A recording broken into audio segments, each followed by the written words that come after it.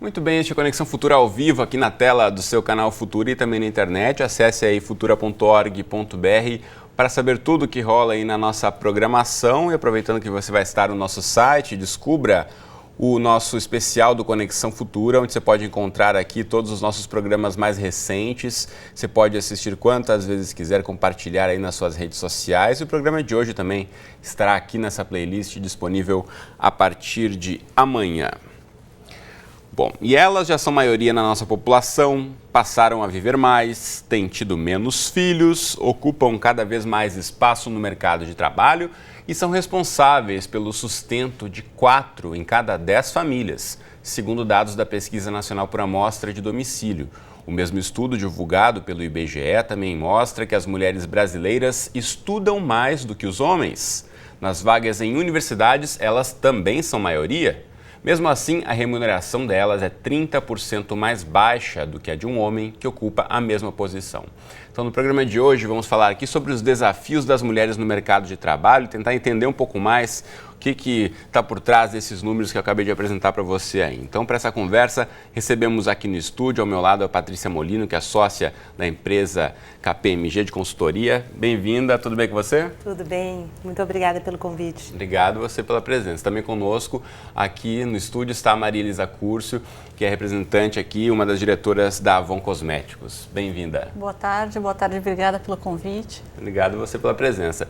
E a gente fala daqui a pouquinho também com a Viviane Rosso, que é superintendente-geral do Hospital AC Camargo, lá de São Paulo, especializado no tratamento de câncer.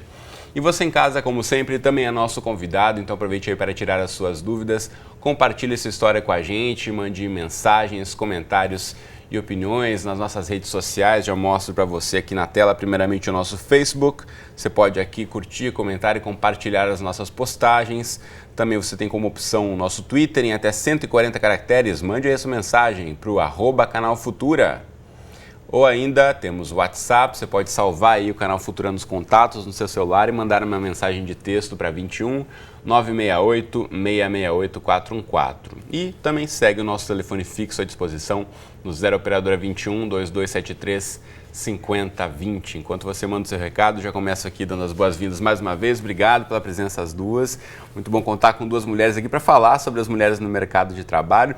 A gente acompanha essa questão de forma profunda aqui no Conexão, sempre tentando ver de que forma as mulheres têm se capacitado, têm crescido, mas a gente vê ainda que os dados mostram que ainda há muito a ser percorrido, né? Apesar de ter um grande avanço na última década, um estudo da empresa Cato, que trabalha diretamente com recrutamento para as empresas, mostra que cresceu mais de 100% a participação das mulheres entre 2002 e 2015 no mercado de trabalho. Mas esse crescimento, infelizmente, não veio acompanhado, né, Maria Elisa, de uma remuneração de acordo, né? O que a gente tem visto cada vez mais é um debate amplo e na sociedade brasileira a gente percebe que as mulheres têm se mobilizado cada vez mais. Existem vários grupos de mulheres executivas que discutem, que trazem esse ponto cada vez menos de uma forma polêmica, mas reforçando cada vez mais a importância de corrigir essa distorção. Eu conheço a Patrícia há algum tempo, a gente participa de alguns grupos em comum. Um deles é a Aliança pelo Empoderamento da Mulher, tem um outro grupo que é o Mulheres do Brasil, Mulheres e Líderes pela Sustentabilidade, mas sempre tentando trazer dados relevantes, de fontes fidedignas, estudos científicos profundos, não só de escolas de administração, mas também escolas que olhem cada vez mais o mundo corporativo, tentando corrigir distorções de salário, distorções de posições, responsabilidades. Não é só meramente preencher as posições de liderança cada vez mais com mulheres, mas sim dando oportunidade para que homens e mulheres possam disputar posições num debate comum, com iguais chances, com um ambiente de trabalho que favoreça as relações de homens e mulheres de uma mesma forma, com uma divisão mais igualitária das atribuições domésticas e das atribuições privadas, valorização da carreira de um modo mais neutro, onde todos tenham iguais chances de competir. E a questão salarial, ela repercute muito forte como um desses índices que a gente acompanha. Então, não só olhar o número de homens e mulheres, mas também olhar no mesmo nível qual é o tempo de maturação desses executivos, quanto tempo eles demoram para atingir o próximo passo e acompanhar se essa entrada de salário que acontece desde a época de estágio ou dos primeiros níveis de posições de liderança, se elas vão seguindo dentro da organização um mesmo crescimento. Porque às vezes a gente também percebe que as mulheres atingem a posição, mas o salário ele vai crescendo de uma forma não igualitária ou não no mesmo compasso o salário da mulher que em comparação os com o homens salário dentro do das homem. organizações, exato. Bom, a KPMG também faz uma série de pesquisas e se dedica, né, à questão de investigar um pouco mais sobre a posição da mulher no mercado de trabalho. Na internet você busca no site da kpmg.com.br, aqui tem inclusive uma reportagem já publicada e soluções para reduzir essas desigualdades que afetam as mulheres. Como é que você acompanha isso, Patrícia, em relação a esses últimos anos, né? A gente fala um pouquinho dos avanços aqui, mas esse caminho tem que ser muito melhor percorrido daqui para frente para acabar um pouco mais com essas desigualdades, né? A KPMG no Brasil, ela fundou o KNOW, que é o KPMG Network of Women. Aqui no Brasil ele está atuante há 6 anos. E a gente não teve tanto essa preocupação com a questão de salário, que não é um assunto para a gente, porque a gente tem o mesmo salário para todos os trainees que entregam a companhia, e o nosso valor fundamental é meritocracia. Então, o crescimento das pessoas se baseia em mérito e as promoções acontecem, as faixas de salário são as mesmas para homens ou mulheres. A nossa maior preocupação era tornar a KPMG uma empresa de preferência das mulheres para trabalhar. E para isso a gente foi se posicionar interna e externamente com políticas favoráveis. A KPMG, eu acho que ela tem um ambiente muito agradável, muito interessante, mas às vezes faltavam algumas políticas que a gente foi complementar. Então hoje o KNOW tem uma ação muito estruturada internamente para olhar as políticas da KPMG, para olhar a própria carreira e eventualmente fatores que não por nosso desejo, mas acabem impedindo ou não favorecendo a carreira da mulher, e programas ativos. Por exemplo, a gente tem um programa de mentoring muito forte, a gente faz parte do comitê impulsor do movimento He4She, que é um programa da ONU de engajar homens e meninos na causa do empoderamento feminino, não deixar que as mulheres lutem só. Então a gente vem fazendo um trabalho muito intenso na questão de networking, de inserção das nossas mulheres e das mulheres no mercado em contextos significativos de relacionamento. Essa tem sido a nossa bandeira. Muito bacana. Eu vou chamar agora então para a nossa conversa também uma participação diretamente de São Paulo.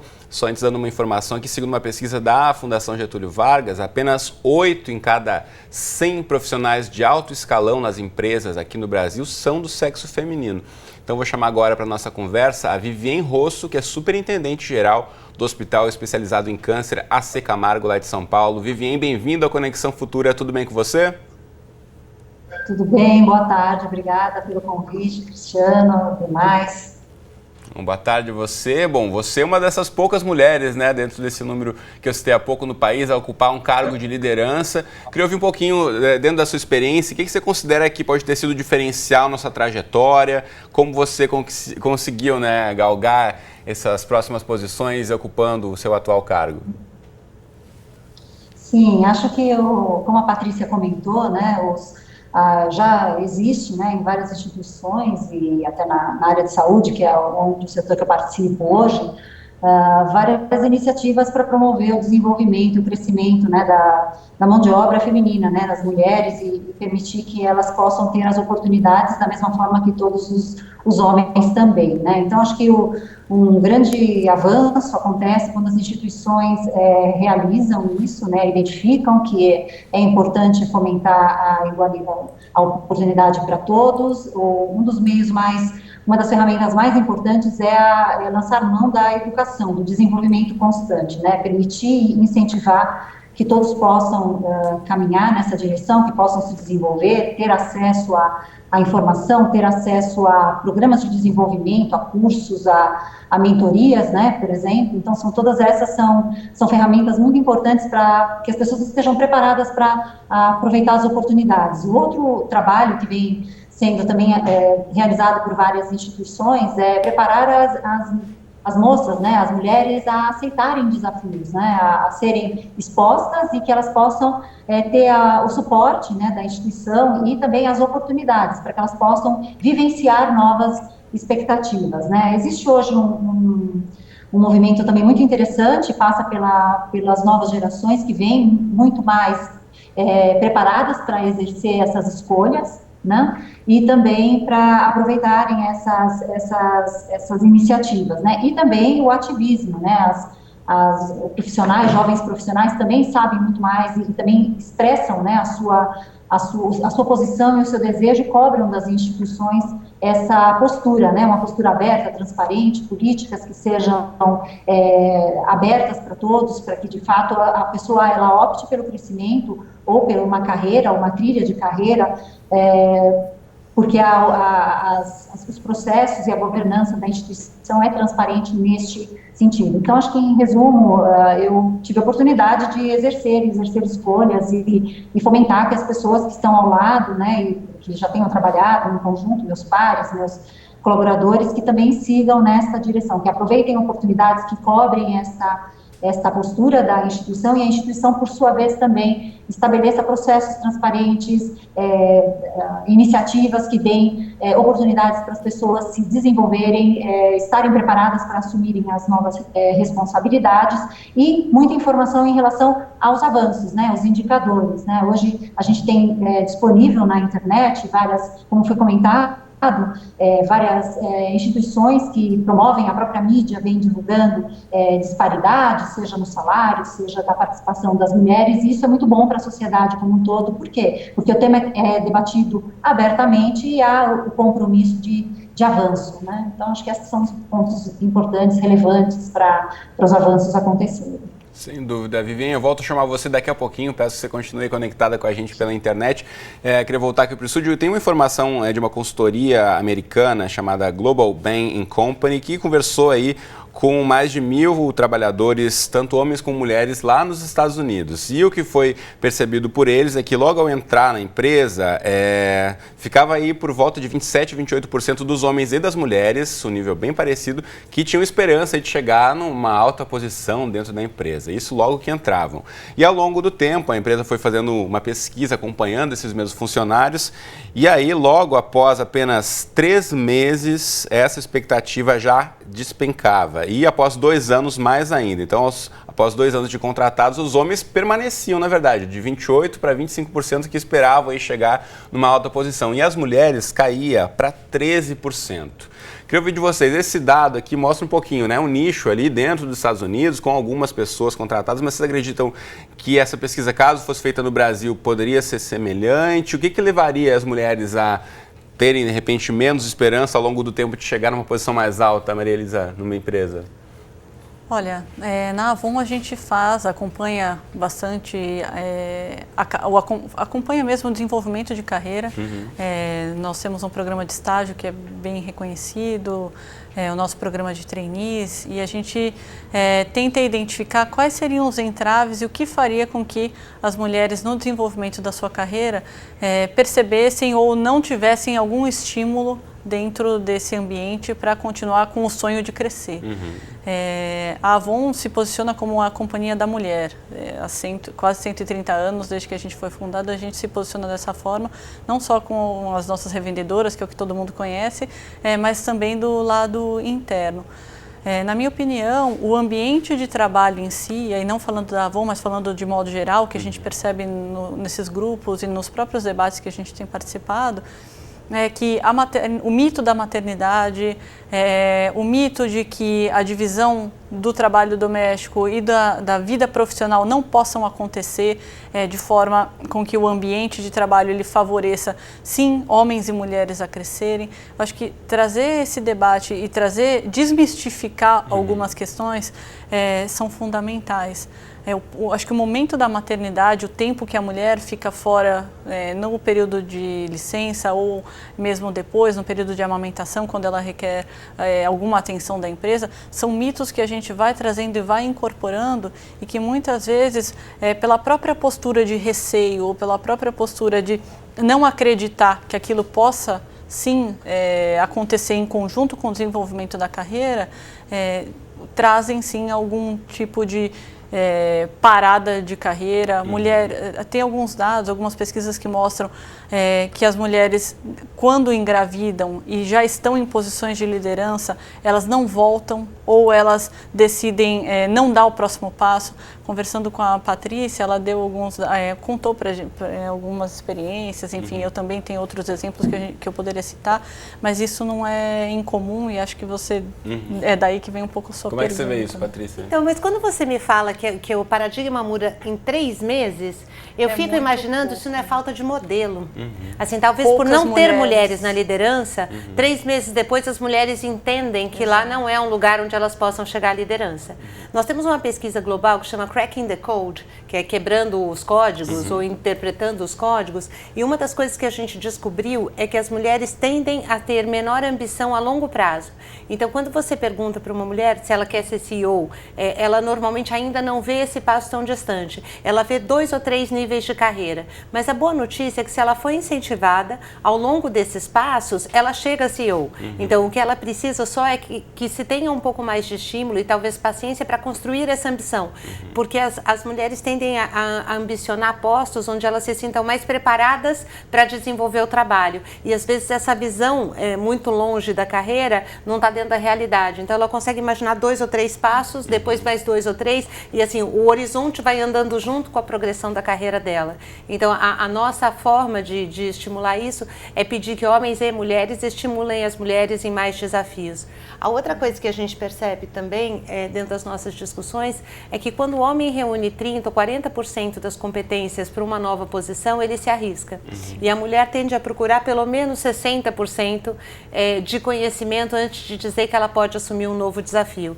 Então, incentivar as mulheres a tomar um pouco mais talvez de risco, de passos mais estratégicos na carreira, também tem se mostrado uma ferramenta interessante. Inclusive, o mentoring tem ajudado nessa direção. A desenvolver essas habilidades, né? Exato. Isso é bacana. Deixa eu voltar a chamar então a Viviane, que conversa com a gente lá de São Paulo pela internet. Viviane, a partir desses dados que a gente estava comentando aqui, você encontrou outras mulheres, colegas, que podem ter passado por esse momento também, de duvidar um pouco aí de onde queria chegar a médio e longo prazo? Como é que foi isso? Pegou para você em algum momento também?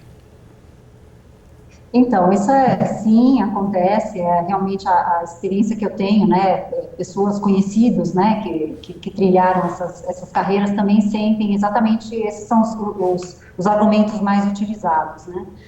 Outro que também acontece, né, muito se verbaliza em relação à mudança da cultura, né? Então, o que acontece? A empresa, a instituição, seja uma empresa, uma fundação, no nosso caso aqui, ela é um extrato da sociedade, né? E, portanto, aqueles códigos e costumes, né, que acontecem na sociedade, eles se replicam dentro da instituição. À medida que o tempo passa, se há as referências, como foi comentado, né, ou seja, outras mulheres assumem responsabilidades que antes eram vistas como masculinas ou eram predominantemente exercidas por homens, né, também criam um efeito positivo à medida que isso vira um exemplo para as demais, né, para as demais pessoas. E aí não é só o gênero, né, se trata de qualquer diferença, né, ela pode ser de origem, ela pode ser social, né, então aqui a instituição, ela precisa avançar mais no que diz respeito a multiplicar estratos sociais dentro da própria cultura, né? Então, por exemplo, a área de saúde, que é uma área muito feminina, né, a maioria da saúde, das empresas de saúde, hospitais e outras áreas de saúde, a força de trabalho é predominantemente feminina, chega a 70%, 75%. Isso não é verdade à medida que a gente olha o extrato corporativo, por exemplo, né? Esse movimento tem crescido porque mais mulheres estão chegando a algumas posições que antes não era tão comum elas exercerem, né? E isso tem sido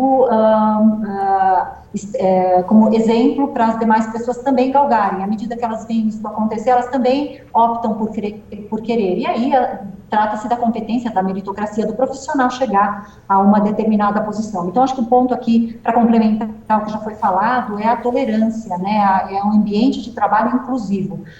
que possa permitir que pessoas que pensam diferente, ou que sejam de gêneros masculino ou feminino, ou que sejam de origens diferentes, geográficas, por exemplo, possam ter oportunidade e voz dentro de um contexto corporativo. Isso demanda escolha da alta direção, do conselho de administração, do CEO que estiver ocupando essa posição. Então, essa liderança, observar que a diversidade contribui para a estratégia, para o valor da instituição, ajuda nesse processo de mudança, na tolerância e na inclusão de perfis que não são os perfis comuns até o momento em algumas determinadas posições ou estruturas.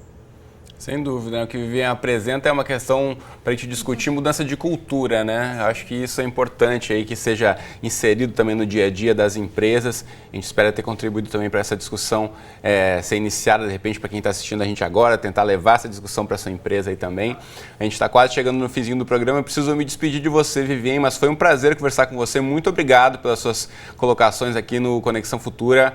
Muito bom poder ter ouvido você também. Obrigada. Até a próxima. Adorei participar. Obrigada a todos. Tchau. Tchau, tchau.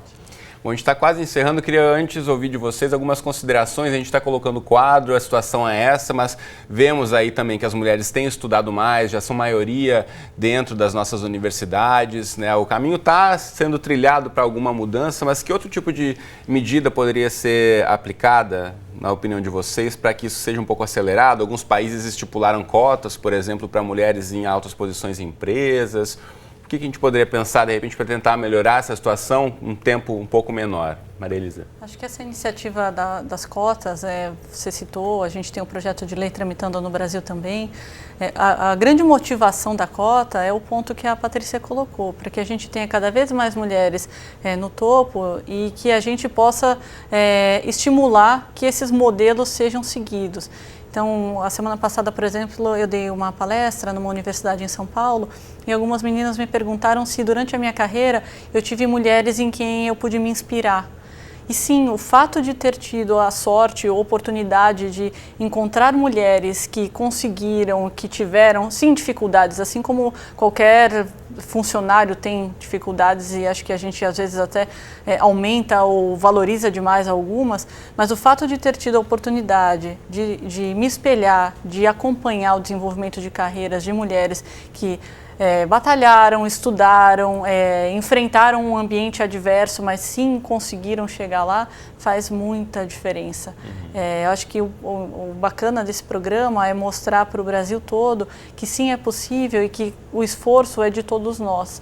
E quebrar um pouco alguns mitos que a gente carrega, até por questões de cultura, por questões da nossa formação de sociedade mesmo, de valorização de algumas posições que são majoritariamente masculinas, mas que, por que não, poderiam ser ocupadas por mulheres, com valor, estudando para isso. Acho que aí existe um pouco de cuidado e que as cotas... Claro, a cota é um tema polêmico, não pode se resumir a um debate de 2 ou 3 minutos, política, né? Mas é parte de uma política afirmativa e que traria, sim, ganhos, e acho que o principal ponto é trazer mais mulheres para serem seguidas como exemplos de modelo de sucesso. Patrícia. Olha, olhando para a minha carreira, eu acho que assim, o meu caminho começou sendo criada com 3 irmãos, de uma maneira muito igualitária. Eu acho que meu pai tinha até uma preocupação de que eu fosse mais independente que meus irmãos, porque a vida ia ajudá-los, talvez a mim não tanto. Eu acho que eu tive muitos chefes que acreditaram em mim, eu tive pessoas que me convenceram a tomar desafios e nos momentos em que eu tinha dúvida, me incentivaram. E eu acho que é isso que as mulheres precisam. Então, eu sou uma apaixonada desse programa, do Eles por Elas, o He for She. Eu acho que se os homens perceberem o muito que eles têm a ganhar com a liberdade de escolha, com a divisão dos papéis, com as mulheres ocupando um papel mais pleno dentro da sociedade, e eles também, por que não? Podendo ir na reunião da escola, podendo ajudar em casa, podendo ter uma participação no cuidado com os idosos, eu acho que a sociedade vai ganhar muito. Então, eu hoje acho que a melhor solução possível é que a luta não seja só das mulheres, é que os homens venham fazer companhia para a gente e que a gente, all for all, quer dizer, que a sociedade inteira resolva este assunto, que quando a gente fala aqui em termos de Brasil e talvez até de carreira executiva, é um assunto menos dramático do que talvez o quadro de violência contra a mulher ou o quadro de países onde a mulher não escolhe com quem ela se casa ou não escolhe estudar ou sofre mutilação física. Então eu acho que a gente tem uma estrada longa se a gente pensar em termos de igualdade e em termos de humanidade. Muito bem, então com essas reflexões a gente encerra o programa de hoje. Muito obrigado às duas, um prazer conversar com vocês. Obrigada. Você de casa, obrigado pela companhia. Na internet você busca mais informações, por exemplo, sobre ações afirmativas para as mulheres no site do Instituto Avon, que está aí na sua tela, institutoavon.org.br, e ainda sobre os dados oficiais aqui, que falamos de renda, distribuição e tudo mais. O site do IBGE está sempre à sua disposição, ibge.gov.br, para você conhecer um pouco mais aí sobre o que está acontecendo no nosso país a partir desses dados oficiais, tá certo? A gente se encontra aqui então de segunda a sexta ao vivo, 2h30 da tarde, novas exibições 00:30 e 7h30 da manhã, ou então qualquer hora do dia e da noite lá no nosso site. Um abraço para você e até a próxima.